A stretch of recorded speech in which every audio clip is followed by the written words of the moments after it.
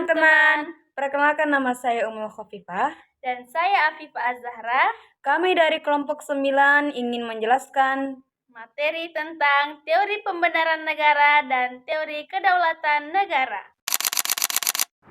Adapun materi pertama yaitu teori pembenaran negara. Teori ini berusaha menjelaskan mengapa negara harus ada. Negara dianggap sebagai kebutuhan dasar manusia untuk menciptakan keteraturan, keadilan, dan kesejahteraan bersama. Beberapa teori yang berpengaruh ada 4. Yang pertama itu teori teokrasi. Teori ini berpendapat kekuasaan berasal dari Tuhan. Negara dan penguasa dianggap sebagai wakil Tuhan di dunia yang memiliki legitimasi ilahi. Dalam sistem ini, ketaatan kepada negara identik dengan ketaatan Tuhan. Contohnya itu terdapat pada kerajaan-kerajaan Eropa pada abad pertengahan dan kekaisaran yang menyatakan kekuasaannya sebagai kehendak Tuhan. Yang kedua, teori kekuasaan. Menurut teori ini, negara terbentuk karena adanya perebutan kekuasaan di antara manusia. Yang kuat menguasai yang lemah. Dan dari situlah lahirlah sistem pemerintahan yang otoriter. Contoh nyata teori ini adalah kekaisaran dan sistem kolonialisme. Yang ketiga adalah teori perjanjian sosial atau kontrak sosial. Teori ini menekankan bahwa negara lahir dari kesepakatan masyarakat untuk menghindari kekacauan. Menurut Thomas Hobbes, berpendapat bahwa manusia menyerahkan seluruh haknya kepada penguasa absolut agar tercipta ketertiban. Yang keempat adalah teori hukum alam. Hukum alam ini beranggapan bahwa negara lahir secara alami karena manusia adalah makhluk sosial yang tidak dapat hidup sendiri. Dalam hukum alam, keadilan dan moral menjadi landasan terbentuknya tatanan sosial dan negara. Adapun yang kedua ialah teori kedaulatan negara.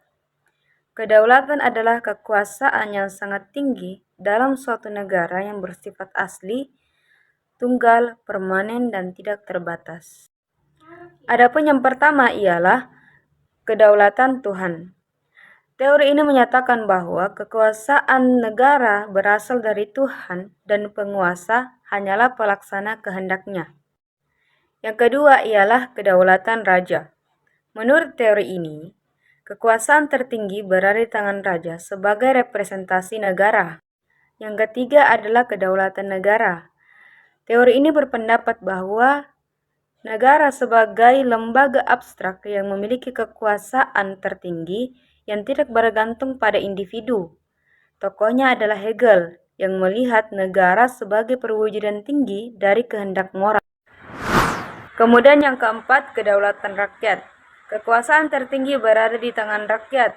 Pemerintah hanyalah pelaksana dari kehendak rakyat. Dasar hukum di Indonesia, Pasal 1 ayat 2, Undang-Undang Dasar 1945, kedaulatan berada di tangan rakyat dan dilaksanakan menurut Undang-Undang Dasar. Kelima, kedaulatan negara.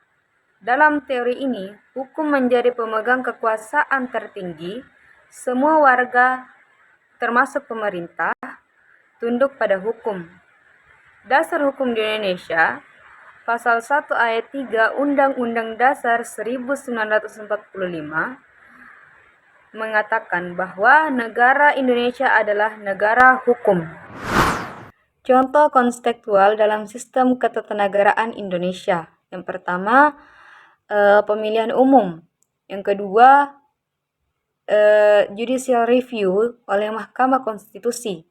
Ketiga, perubahan Undang-Undang 1945 pada tahun 1999 hingga tahun 2002. Dan terakhir, desentralisasi dan otonomi daerah.